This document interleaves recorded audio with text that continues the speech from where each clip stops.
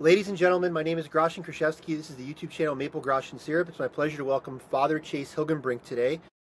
Currently the Vocations Director for the Diocese of Peoria, Father Chase was ordained a priest in 2014. Prior to that, he made his name as a soccer player, competing for the American U17 national team while attending University High School in Normal, Illinois, after which he was a 3-year starter for the Clemson Tigers of the Atlantic Coast Conference.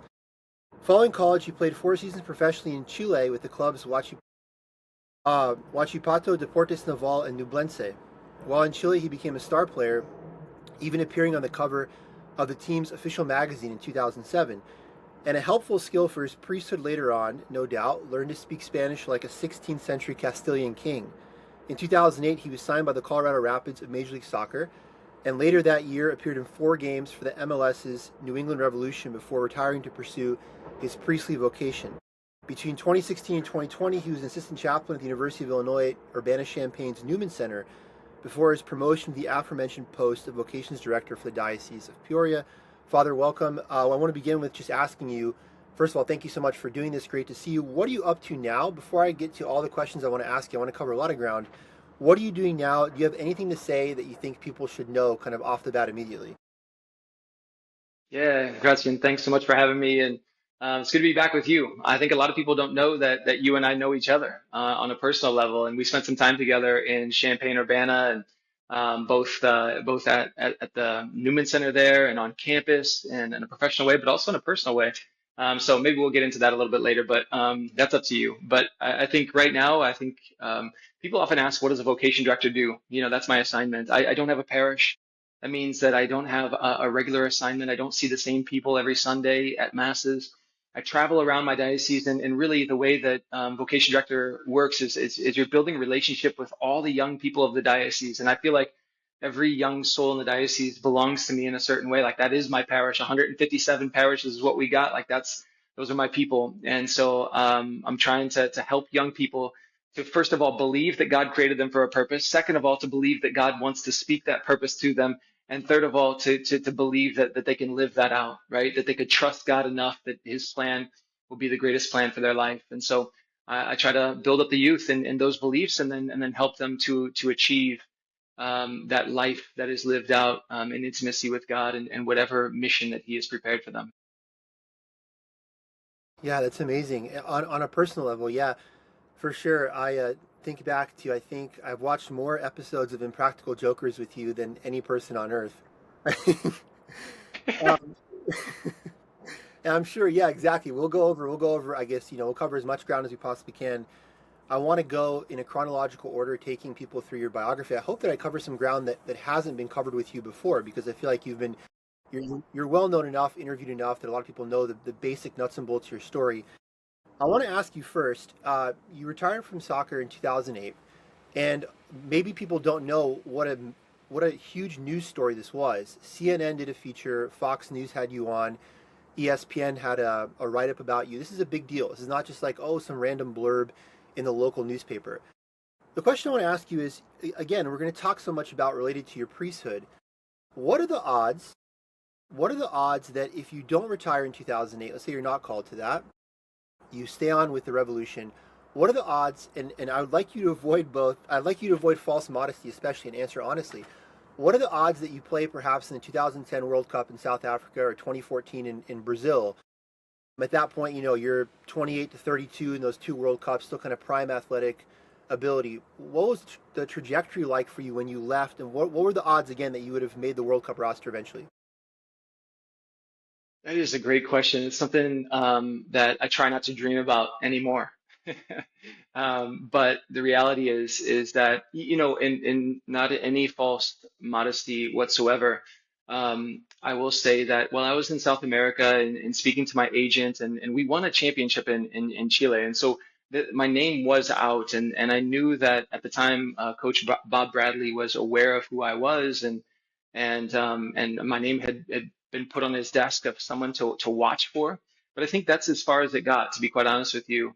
When I came back to the MLS, yeah, this is something I haven't spoken much about. But coming back to the MLS, there was just this transition from the South American game that I'd been playing in for 4 years, coming back to MLS in a very tactical style. that was very different than South America. It was a bit of an adjustment for me coming in. I realized too that that the MLS at that time was all about and always is as developing younger talent, and so there were younger players even in those teams that I came in on and was there for just a short time that they were trying to develop. And so I didn't believe that my trajectory was to play in the 2010 World Cup, if that's the specific question. Although that would have been my dream, and I certainly would have done my best to work towards that dream. I would tell you that at the time, and even now, I didn't believe that was in the cards for me. And having said that, like throughout my career, I've always achieved things that I didn't think were possible. And so I know that all things are possible, and especially in sports when we're often talking about the flavor of the month, right? If you perform well this month, you can find yourself on the field. That's just the nature of the game. And so all things were possible, but in all humility and in truth, I didn't believe that I was on the trajectory to play in the World Cup at that time. Well, let's go to your upbringing, your childhood. You're from Illinois. One of the we were there, as you said. My wife and I, my family, were there for 3-4 years. Fell in love with Illinois. I'm not a Midwesterner. I'm from Pennsylvania originally. One of my favorite quotes about American geography is, "Any moron can love the ocean or the mountains, but it takes a genius to see the beauty of the plains." I think about most classically in terms of like American tropes and motifs, Kevin Costner, Field of Dreams, and of course it's Iowa. But Iowa, Illinois, right? Can you explain to all the morons in the world why Illinois is so terribly beautiful, so beautiful, and why people need to shut up just about flyover country and stuff? What is so special, magical about Illinois? Growing up, kind of in Tornado Alley, that kind of thing. Beauty is in the eye of the beholder. We know that too, and so I can't convince anybody of a beauty that they don't see themselves. Having said that, I was the first one to say, growing up in high school here in Illinois, and we always were told how ugly our state was and how ugly the Midwest was. And of course, when you're a kid, all you do is you dream about getting out and going somewhere else. And so I would have been one of those morons that said I want out of here and I'm probably not coming back. And had I not become a priest, maybe I wouldn't be back to Illinois. Having said that, like being back now, it is there's an incredible beauty about our state. I love the four seasons, right? That's something that not a lot of people get. If you move to some of these places that are called paradise, right? You don't get the four seasons. There's beauty in the snow. There's beauty in the cold. There's beauty in the harvest time during the summer, right? It's really hot in Illinois right now, but it's also the time where the crops are growing, and oftentimes it coincides with the gospels that we're reading throughout Scripture, what Jesus is talking about. We have, everybody thinks that the fall and the spring are maybe the two most beautiful seasons that we have because they're not extreme, but just gorgeous. And I've learned to love the plains, right? And this is what people say is not beautiful. The plains and looking over a vast amount of ground for miles and miles and seeing God's earth and what he does here and knowing that we have the most fertile ground in the entire world right here in Illinois.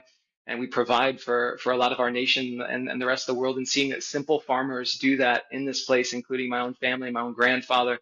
And so it's kind of it's just an amazing thing to see how the Lord provides for his earth, and we get to see it firsthand right here in Illinois. Amen.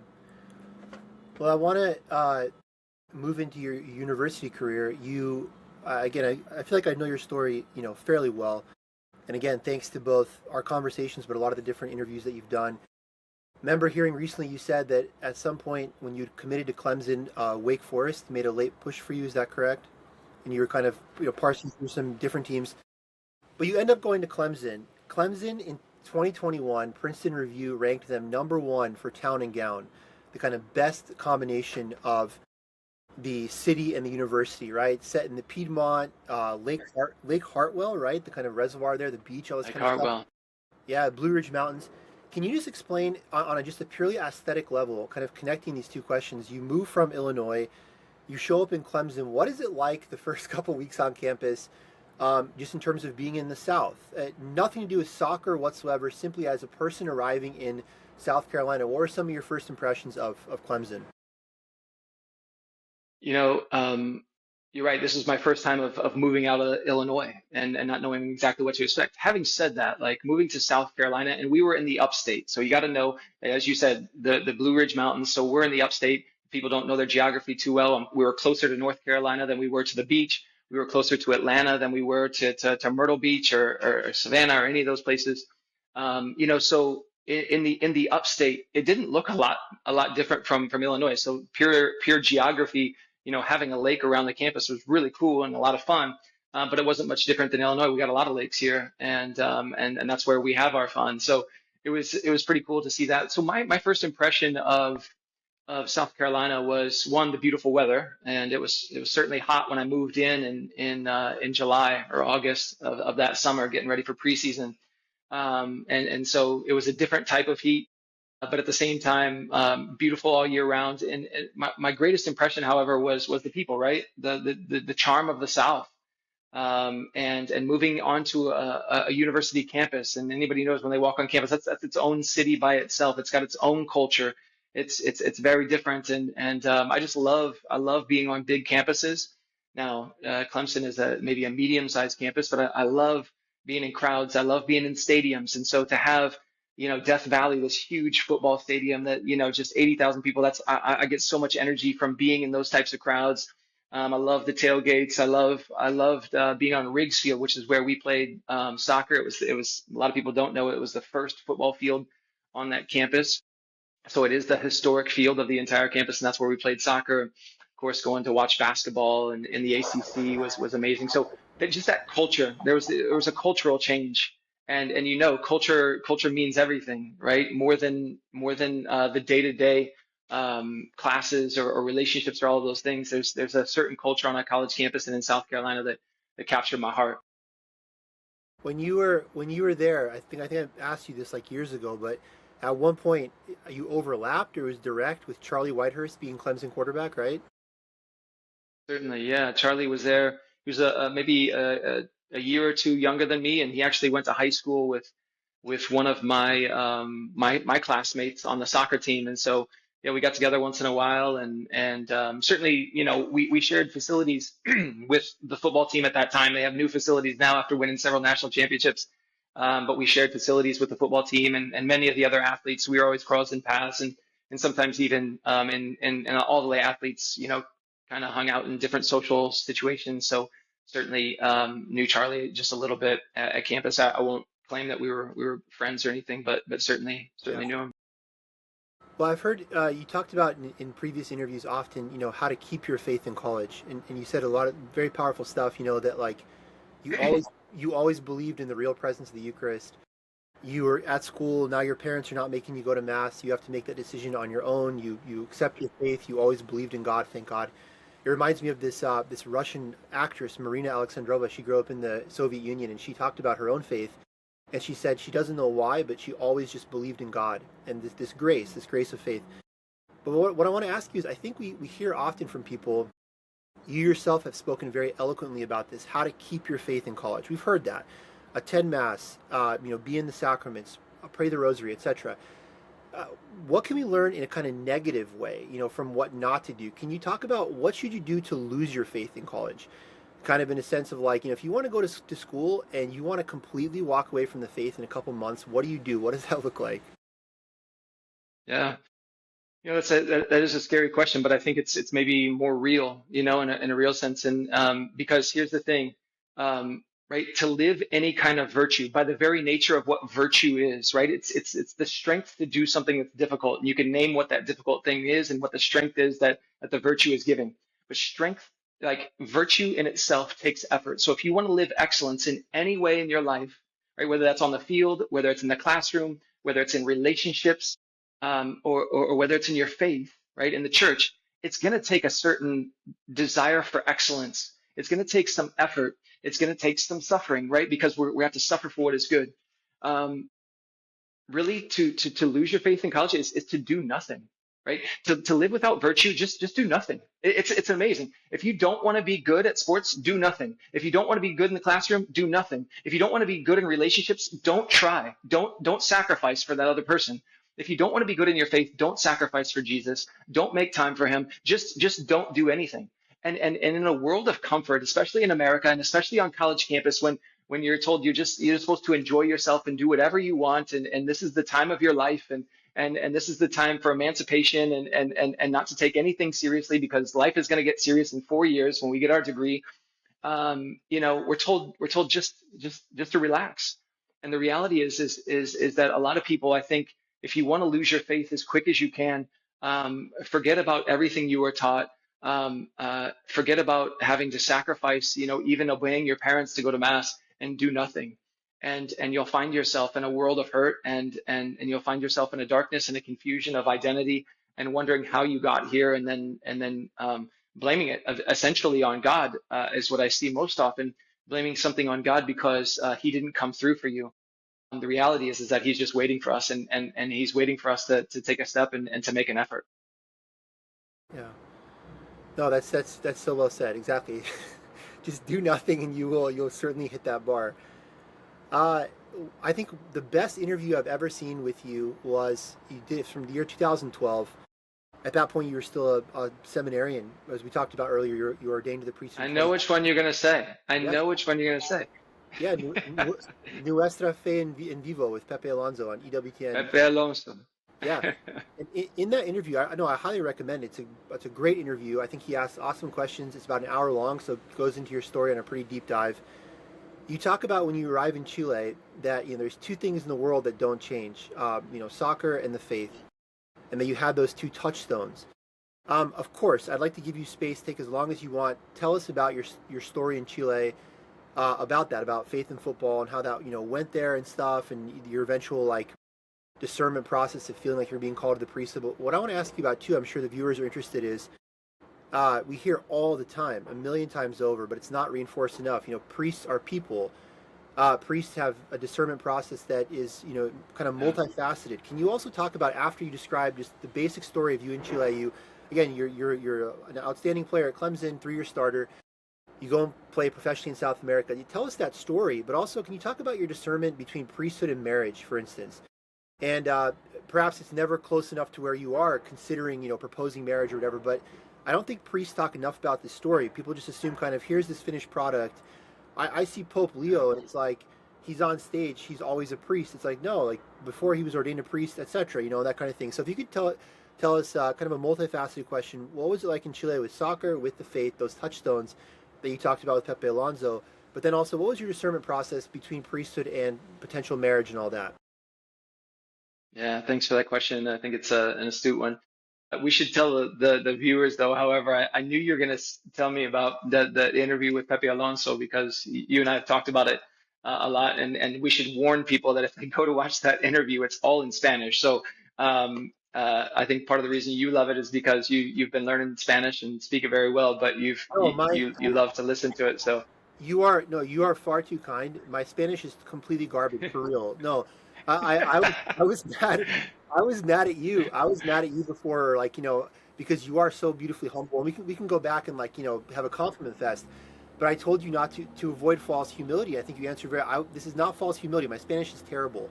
You are so kind. I remember one time you and I had a conversation exclusively in Spanish for 30 minutes, and you suffered through it. And I think every one of my grammatical turns of phrase was wrong.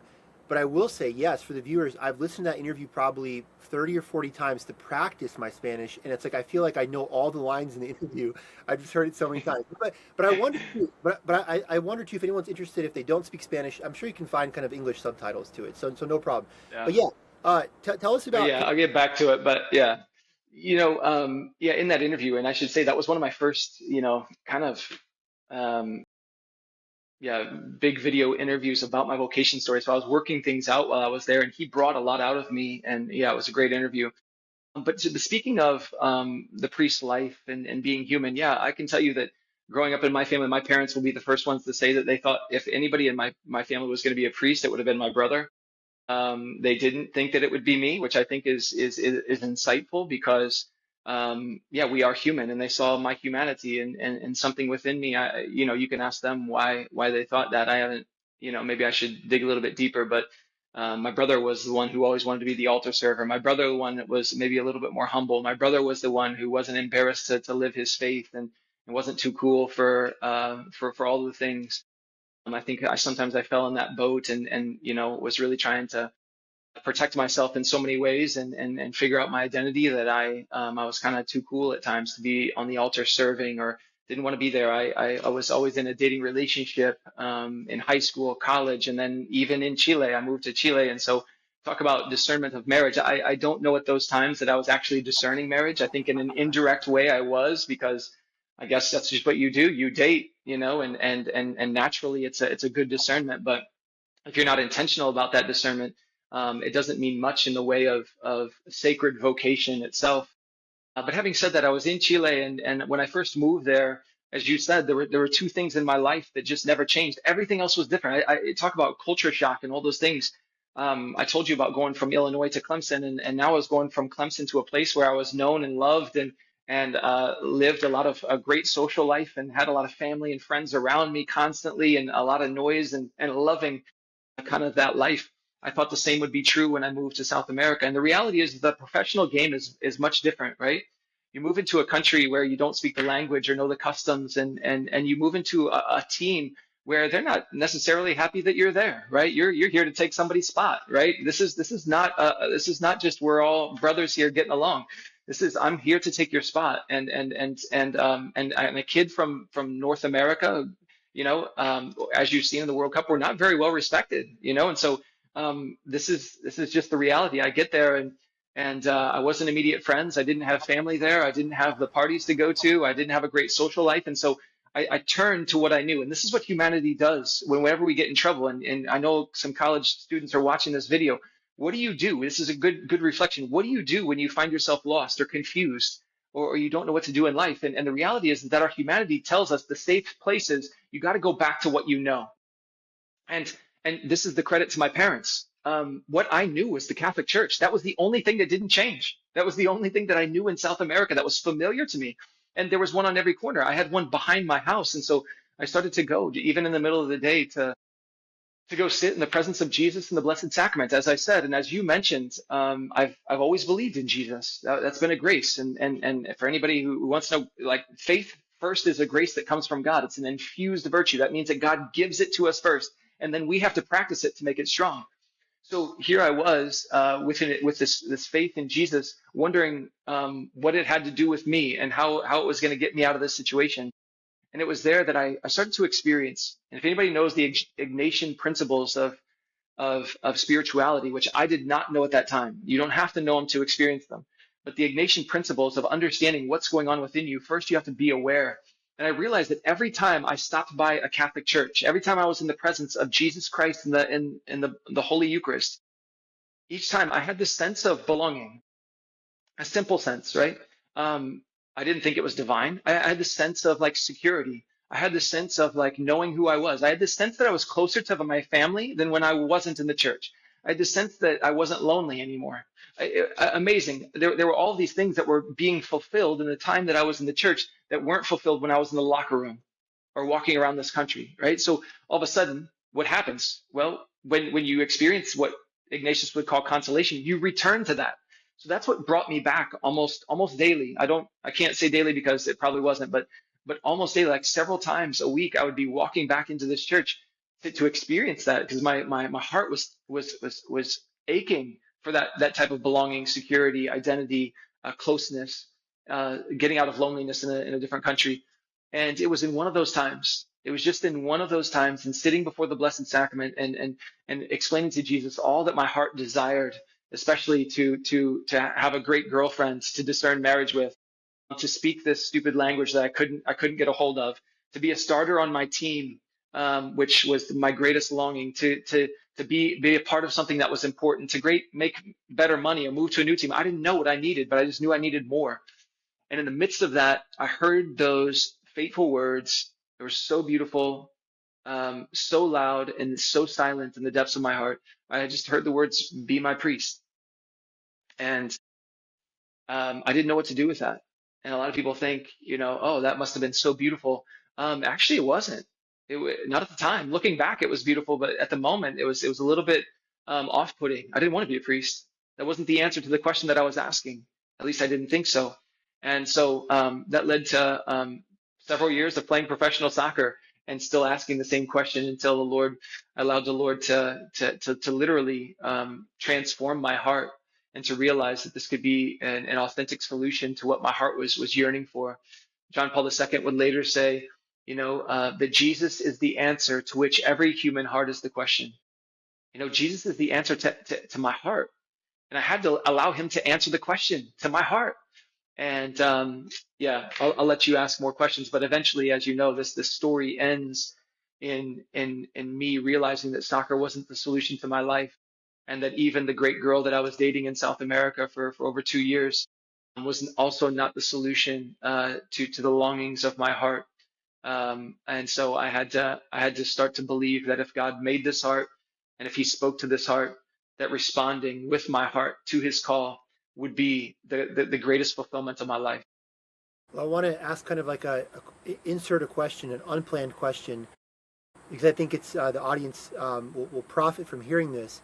There's a wonderful, there's no coincidences in divine providence. There's a wonderful thing that happens with Be My Priest when you arrive in Colorado at that church, right?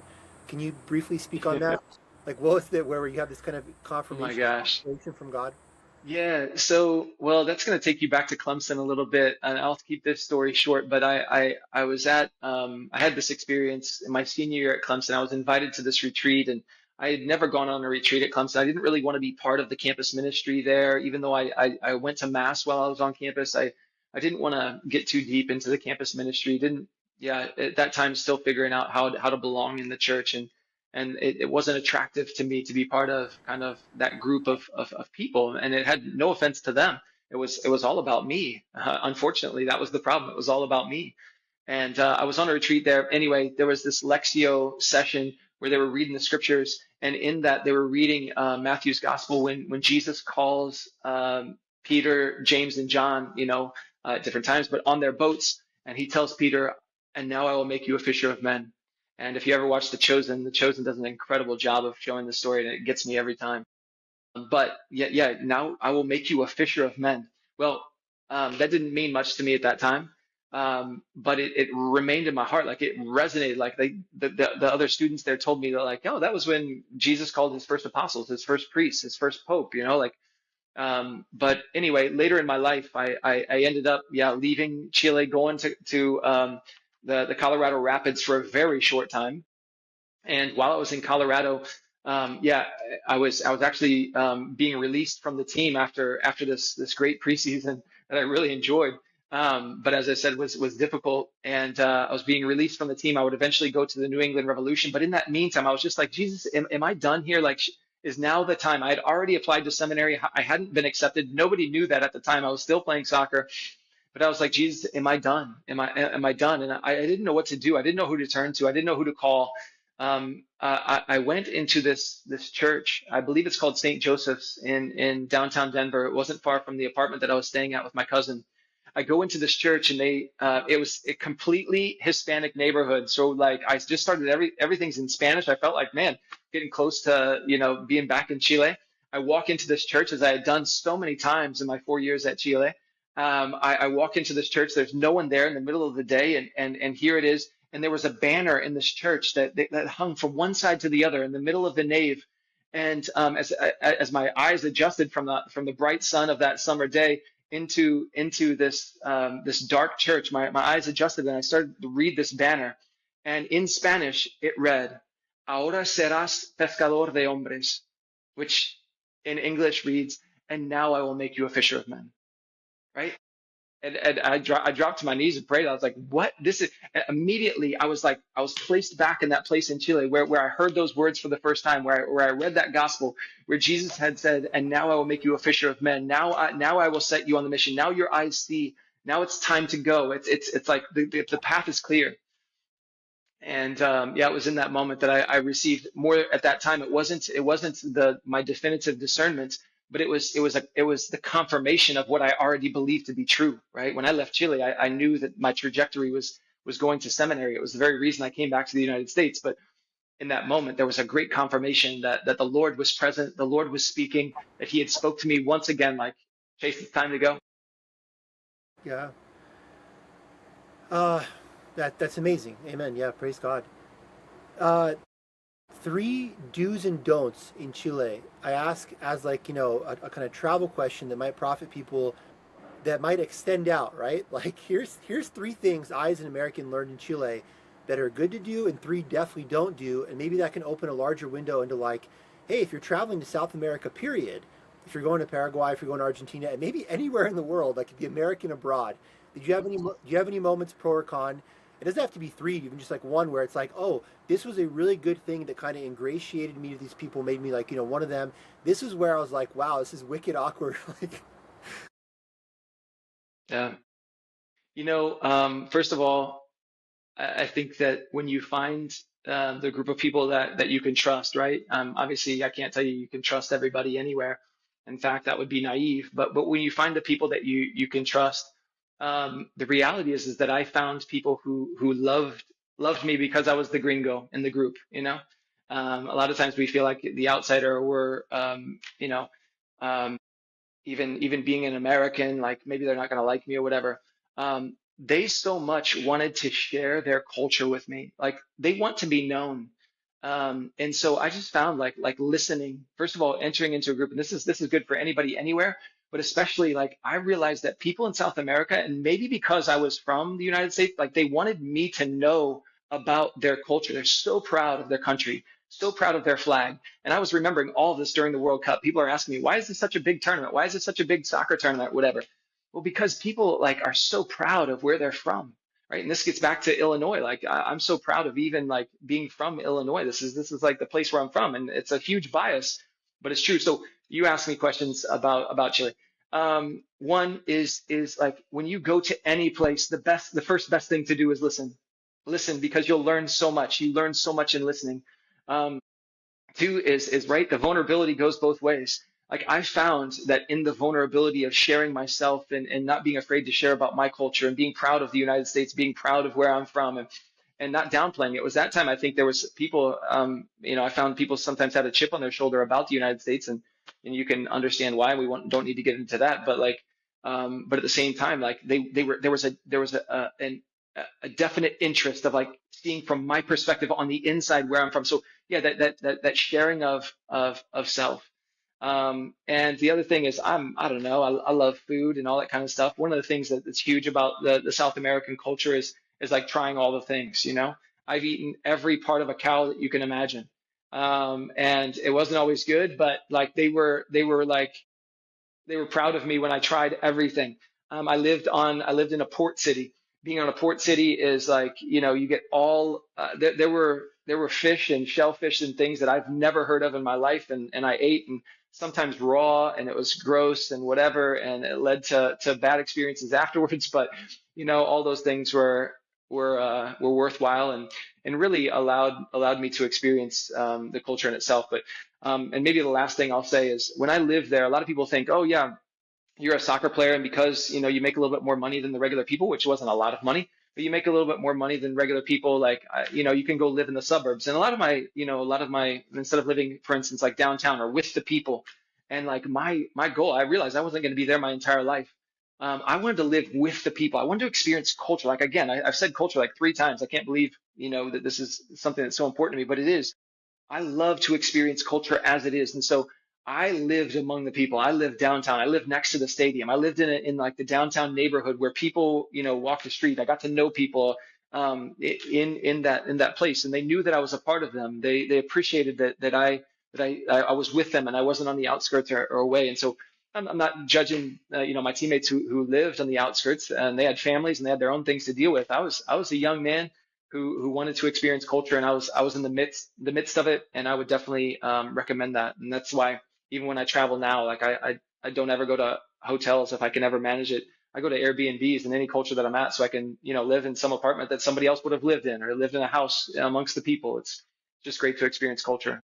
that's excellent. Uh, you've talked many, many times, Sikh conference, etc., about what happens when the jersey comes off. And it's a very, very simple and very powerful message, right? Our true identity should be found in Christ, in God alone. And if you don't know who you are without the jersey, you'll have this kind of listlessness, this kind of lost, drifting feeling. That's very, very well documented. But can you talk about on a wholly positive level, no downside? What is awesome about the athletic career that you had? You know, if, like there's no doubt by your witness, you walked away for something higher. You've demonstrated by your life, actions, not words. God is more important than sports. That being said, that being set in stone, what is just period good about athletics? What is just positive, something you look back wholly positively on from your athletic career? Yeah. Well, there's all the fun things that people think about that the only thing that many people see about athletes, which is, you run out from the tunnel onto into the stadium of a cheering crowd in your home field. Yeah, it's amazing. Like, I mean, it just that's one thing that I always remember when you think about like what was your experience about it was that exhilarating feeling or being able to, and I didn't score many goals because I was a defender, but like scoring a goal and experiencing the crowd or making big plays and just that celebration, being on the field and like especially being on a good team. There is a difference between being on a good team and a team that doesn't do so well. I've been on both, but being on a good team that just plays a beautiful style of soccer, like just the beauty of the game. It's made it even hard for me to play pickup games now because man, it makes me long for like good soccer, good technique, good tactics, like the beauty, and we call it the beautiful game. Like it's so amazing when it's played at such a high level. So there's many things. I love the travel. A lot of people think that might be difficult, and certainly it was for guys who had families. But again, I was a single young man just out of college playing a professional sport. Like I get to travel the entire country of Chile. I know the entire country, and from Antarctica all the way up to the Atacama Desert in the north, right? We're almost to Peru.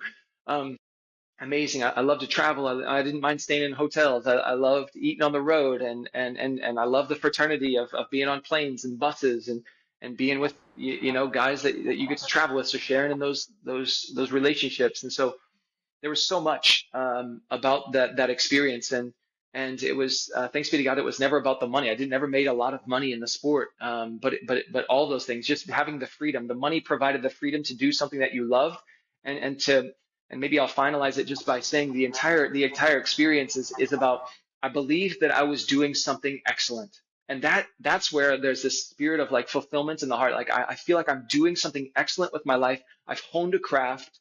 I've put all this effort in, and here's where it pays off. That in and of itself was like the fulfillment of me playing. Having said that, Rashnatt was saying like I realized at that time that wasn't enough, right? To your point, like that excellence was awesome. It allowed me to realize that I had achieved something excellent in my life, and it allowed me to realize that that's not the greatness that Jesus created me for. And so that's what happens. That's why the jersey comes off, and that's why there's more when the jersey comes off. But I'll tell you, as you said, like wearing the jersey is beautiful. It was a beautiful grace of my life. Yeah, that's awesome to hear you say because I think it means more to give up something that's good. It's not really, anything to give up something that's bad. It's like, oh, I chose this higher thing off of something that's not good. If the thing you're giving up is good, it's all the more powerful and beautiful. A final kind of question, just with your career. I'm going to finish with some kind of like fast sports questions, but not related to you. After we get back to the main kind of faith trace, but a final personal question from your athletic career. You were in Boston with the Revolution at an amazing time in 2008. The Boston Red Sox had just won the World Series, 4 years earlier. Tom Brady at that point, of course, is Patriots quarterback, has won three Super Bowls at that time. Do you have any like in 5 seconds, 10 seconds, whatever stories of like Tom Brady?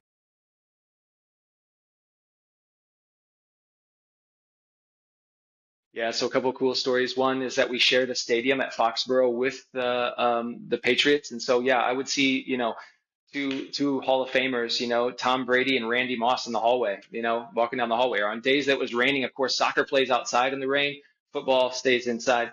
That's not a slight, but just saying. And so you see Tom Brady and Randy Moss, throwing passes like in the tunnel as you go out. Like it's just a cool thing that nobody gets to see, kind of a fun thing. The Red Sox, yeah. I had a teammate who was actually a teammate from college, Doug Warren, who also played the Revolution with me, and he had an in at Fenway. So whenever we wanted, we got to sneak into a back door at Fenway and stand in the stadium and watch games. Often sold out, but we were in the standing room only section, and it was just cool just to sneak in the back door of Fenway and really enjoy those games. It was awesome. That's amazing. That's incredible. Uh, when you make the decision to become a priest, uh, what is the support system around you like? You talked about again in these past interviews that like your soccer manager at the Revolution is surprised. A lot of your teammates are surprised. You mentioned though, but maybe not that surprised because perhaps you're having faith discussions and all that. I wonder a lot of people who are, you see this all the time in your own work as vocations director, people who are discerning the priesthood. I imagine, having family support or a lot of haters in your family is going to push the needle one direction. When you decided to become a priest and this became a real thing and you're telling everybody, your parents, your brother, your friends, everyone, what do you feel like it was generally well supported, or were people like skeptical or even telling you don't do this? Why would you do this? What was the reception like to your decision to pursue the priesthood? Overall positive. It was so amazing, because that's your greatest fear, right? Your greatest fear is that you've discerned something in private with God. You believe that it's like the ultimate calling of your life, and then you're going to do something bold and drastic, as it were, or radical, I should say, bold and radical, that's going to change your life forever. And to not be supported in that is tough. And I have to say that there's plenty of young men that experience that, and even men that I work with, or who are just are not supported by family or friends, and man, that's tough. But even more so, do I appreciate them, and I'm proud of them because of the ways that they're responding to the Lord at all costs, right? If you read the gospel, we know that the Lord is going to ask us of that, right? So, but I would say, my family is very real, and I appreciate them for that. They were happy for me, but certainly their first reaction was shock, because I didn't let them in on my discernment. I didn't do that right. But I didn't let them in on my discernment. So I just kind of like told them, hey, guess what? I'm retiring from soccer tomorrow and like going to the seminary. That's, for anybody who's wondering, that's not the best way to do that. Um, but then my family had tons of questions. We stayed up the night that I told them. We stayed up for hours because they had 1,000 questions about what has gone on in my life to come to this point and what had I been thinking. And these were the things that I'd been thinking about for years. And they needed to know that like I had thought through these things. They didn't realize that they had not dealt with that yet. So there was a lot of questions. My teammates, overall positive, because we live in a world that says, I guess do whatever you want, man. So I think it was overall positive. I don't want to downplay that, but yeah, there were certainly skeptics. And then there were people in my life, some friends, some family members that were like, dude, what are you doing? Right? This doesn't make any sense. The most that I heard was, and it was very charitable, but it was like, don't you think that if you stay in soccer, you could be a better evangelist than a priest? And the reality is those are two very different things. Yeah, But yeah, there's always questions. yeah. One of my favorite stories about the Desert Fathers. We live in a very. I'm going to ask you a question about the Catholic media space in a second. That'll kind of go into this. And as Americans, Americans are so hyper evangelical, right? Kind of like, let me tell you, the people that want to talk about their faith really want to talk about their faith. They're very kind of upfront, praise God, but they also can be very kind of, etc. And I remember the confusion about people hearing the story. They couldn't understand it because it's always this idea of like, share your faith, share your faith. The Desert Fathers had this tradition when someone would come and want to join their community, they would tell him nope, nope, nope, like 100 times, make him like sleep outside the door, just to not throw pearls before swine, right? To prove that you're Right. serious, that you want to join this community. Like we're not the American thinks like, oh, the guy wants to join your faith, yeah, welcome in, you're just like us, oh, amazing. No, Yeah. like if you're serious, we're gonna make you like grovel in the dirt, whatever. And so the question that I want to ask you is kind of like we hear all the time about how awesome it is to be a priest. And again, truly, as we say to people Yeah. in the armed forces, I say to you, thank you for your service, sincerely. And I think you're an amazing poster for the priesthood. Really, praise God and all glory to God. But we hear often like all the positive stuff. Can you give people kind of an anti-hype vaccine? Like, what is really tough about becoming a priest? I'm sure you have these discussions with people you're discerning with or helping discern, kind of discipling. What are some things where it's like, hey man, this is brutal about the seminary. This is really tough as a priest. And if you can take that question into your seminary formation, and then just a general priest question, what is the Yeah. kind of like the tough stuff and the triumphs, the good and the bad, both? All we often hear about are these commercials, like it's so awesome to be a priest, it's so awesome. Talk about the awesome stuff, but what is really difficult? What's tough about what you're signing up for if you're going to try to become a priest? Right. Well, first of all, it is glorious to be a priest. So let me say that. I love that. But it's only glorious to be a priest if you're called to be a priest, right? This is not a commercial that everybody should be a priest. I tell that to men all the time. We have to be real. I'm not trying to get every man to be a priest. I often say this, and this is going to be a hot take for your listeners, right? Because in America, we always say, we just need more priests. We just need more priests. And my hot take is we don't need more priests. We just need the men who are being called by God to become priests, right? We need men who are authentically called by God and who are willing to respond and live the life heroically and in an excellent way. Those are the men that we need to be priests, because that's what the church needs, right? We just don't need more bodies. We don't need more warm bodies. That's not what we're looking for. We're not accepting everyone. We need men who are desiring to live excellence in their response to God's call. And that goes for marriage too, by the way. Like sometimes we think we put priesthood on a pedestal as if it's the only vocation that needs to seek excellence. No, you should not get married if you're not willing to respond to God's call for marriage, right? Not just because she's cute, or not because just because I need to live with somebody because he's cute or has money or like has good friends, or I just can't be alone. That is not the recipe for a good marriage. We don't need more marriages. We need more holy marriages. All right, so I'll get off that pedestal, but Yeah, I'm so glad to hear you say that. Seriously, that's so awesome, because I heard once during a podcast, I'm not going to mention who said this, but I was so like, this is terrible. There is a priest talking about, he's like, if you're young, just get married. Just do it. If you're like 20 and you're dating, just get married. I'm like, man, that's such brutal advice. It's like, how many of those people who just like, I'm just going to dive in, I want to be this like traditional couple and get married early, and have at 3 years in have buyer's remorse. It's like, don't do it unless you're called to it. I can't support enough what you're saying. Yes. yeah. At the same time, we should say, right, not to qualify everything that we say, but marriage is objectively good. So to give that, whoever that person was, to give them like, yeah, marriage is objectively good, and we shouldn't, right? As I often say to discerners, ever since discernment has become popular, like no one's ever made a decision, right? We discern to death, right?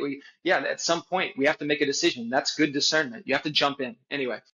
I think one of the difficult parts about being a seminarian, first of all, is actually becoming acutely aware of who you are, in ways that you didn't know. Right, the seminary will open you up.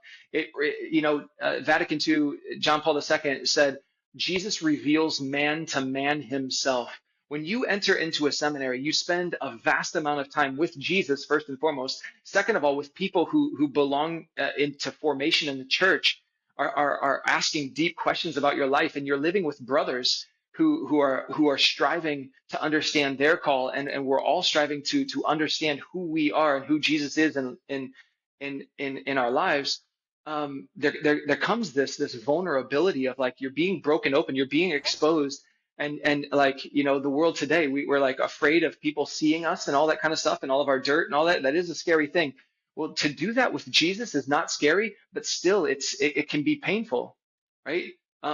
Even that word vulnerability, like it means to like to hurt on the inside, to like actually to be broken open and to be exposed.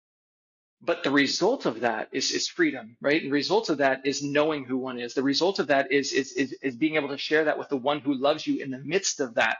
So that's what I'm talking about, being glorious. But there is there is this pain, and we can't escape the comparison either. You go to seminary with 100 guys, and you're always comparing. There's always someone better than you at things. There's always someone that is holier than you at things. There's always someone that, gosh, why does he pray so well and I struggle with this? Or why does this life come so easy to him? And so there's this pain of like understanding where you belong in the church, and if you're leveling up to the level of what the church asks.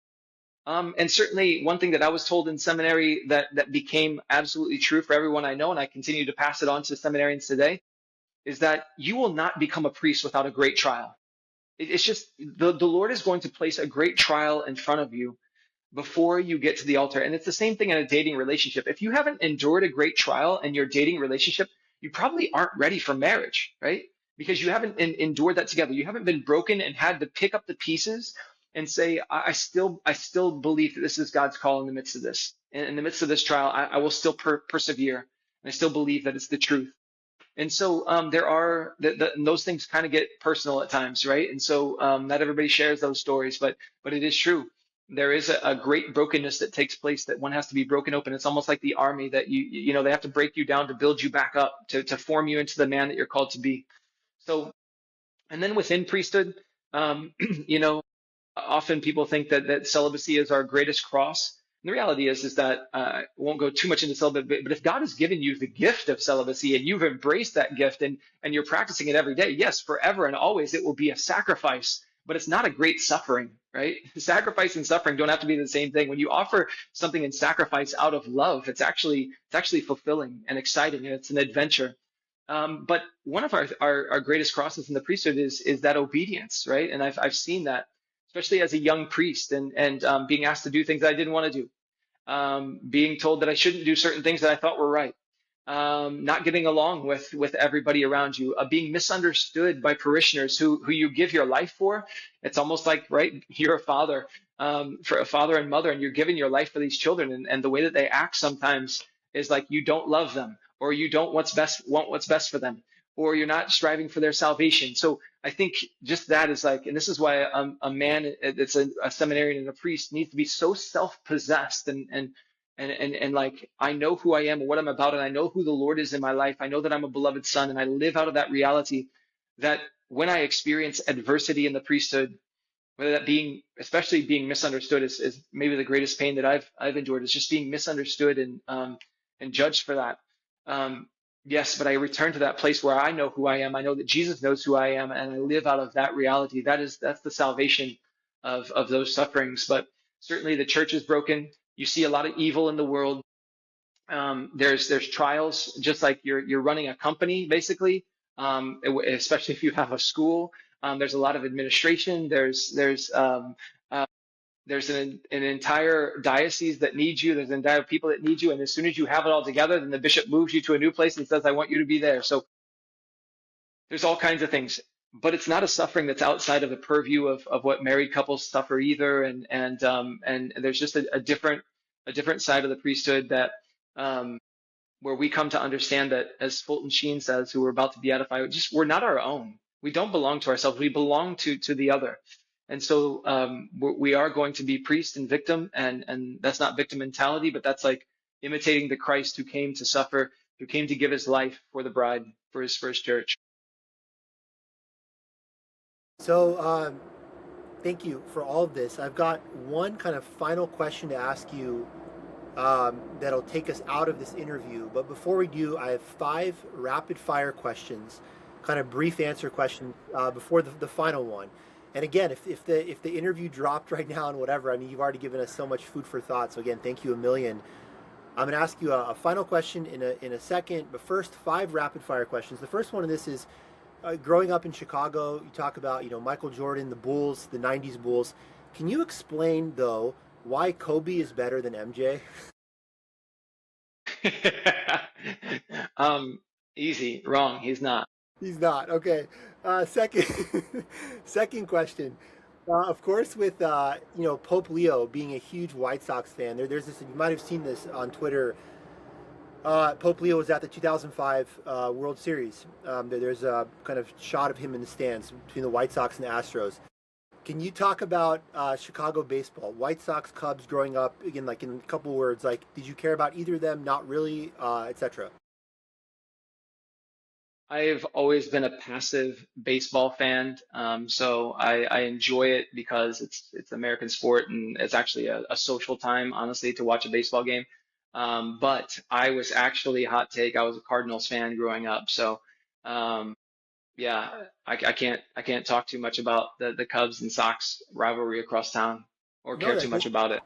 that makes sense. I mean, the Cardinals are regaled in the baseball world over for having the best fans, the most knowledgeable fans who will, do a standing ovation when a guy grounds out to second base to move the runner from second to third, into scoring position for a sacrifice fly. Like, they know the game so well. They're warm. So that's wonderful. Third of these 5 rapid fire questions. Again, no false modesty and serious answers. If someone tells you, "Hey, we want you to fix Team USA," like we're excited. This is the first time since 2002, right? Since the World Cup, then the U.S. won a knockout game, and they had a solid World Cup this year.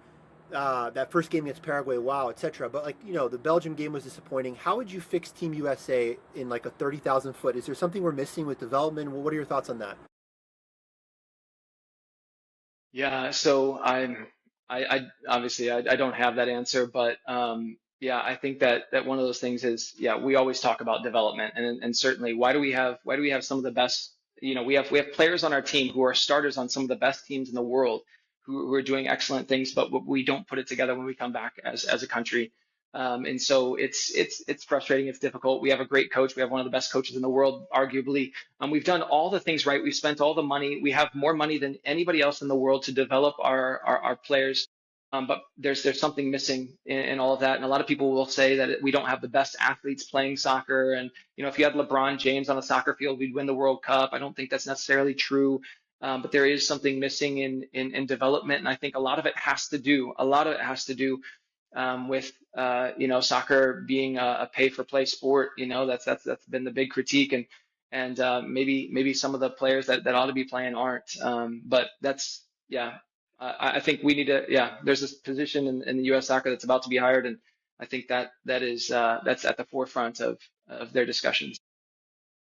This fourth rapid fire question is three parts: Ronaldo or Messi, Clint Dempsey or Landon Donovan, and do you think Erling Haaland, has a chance to be like a Messi Ronaldo figure?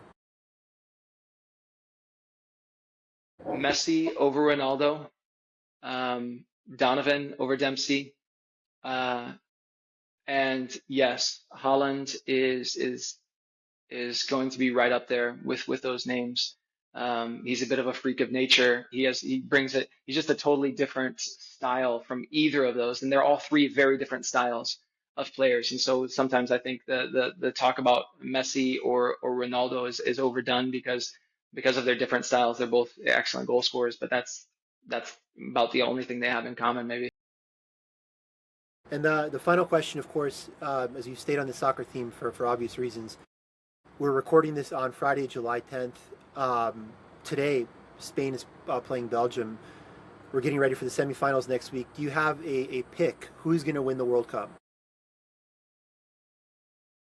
Um, my preference would be that I would like to see Spain win the World Cup. I would like to see some of these young players, especially Lamine Yamal. I would love to see him kind of get his name up there early, and because I think there would be more in the bag, and they'd have. He's 18 years He old. could also. He's also going to be. Yeah, he's also going to become one of those figures like Messi, Ronaldo. At least he has the potential to become that, and so it's just kind of fun to see, and I'd love to see Spain on top again. And I think if you're asking me who today will win it, I think France will win it. That's not my pick, but I think France would win it. They've just shown so much. They're the most complete team, and they have the best chance of winning at this point, in my opinion. Excellent. Okay, well, again, this has been, an enormous pleasure. The true final question, take us out, is an open one. I think we've covered so much ground. Do you have any final parting advice, literally on anything in the world, anything you want to say? Kind of the final word goes to you. Yeah, I think one of the things that I would say to anyone, right, um, is that the reality that God Himself desires a personal relationship, desires to call, desires to have an encounter with everyone. The more I talk with young people, the more that I realize that we've ceased to believe that. And if children have ceased to believe it, it's because their parents have ceased to believe that, right? And so I'm telling you, if there's anything from this interview, I'm living proof. I did not want to be a priest. I did not plan to be a priest. This is not something I wanted for my entire life. The only reason I left soccer is because I found out that God actually had a personal plan for my life, that He could speak to me, and that I could respond to that plan and live it out. And so we must, as a church, begin to believe again that God has created us for a purpose, and He wants to speak. We have to find a way to let Him speak, right? And usually that is in the silence, that is in prayer, that's putting things down, putting things aside, sacrificing for our relationship with God, and allowing Him the space to move. And if we do that, that's something I'm so passionate about. If we do that, then we will be changed. And if we don't do that, we'll never be changed. We'll never be changed. We'll always be a people that just believes, yeah, God is good. Yeah, He loves me in general. He loves everybody, but that will never change my life, right? Yes. That if you believe that, yeah, nothing will ever change about your life. But if you allow our Lord some time, if you allow Him in, if you invite Him in, if you even say those words, Lord, I invite you into my life and into my heart in a way I've never done before, and I'm going to give you space. I'm going to sit in silence. Every day, I'm going to spend 15 minutes with you. That's the 1% challenge. 15 minutes a day? Will you spend 1% of your day with our Lord, just giving him the time to enter into that? And if you did that every day for 6 months to a year, imagine what your life would be. Amen. Well, thank you so much. Once more, we started with ladies and gentlemen, welcome, ladies and gentlemen, goodbye. This has been Father Chase Hilgenbrinck. I do think, honestly, all the kind of like joviality aside and whatever, thank you for all the wonderful, wonderful takeaway points, a lot to sit and think with, sit and think about. Hope you all have a great rest of your day. Father, you as well, you especially. And until next time, take care.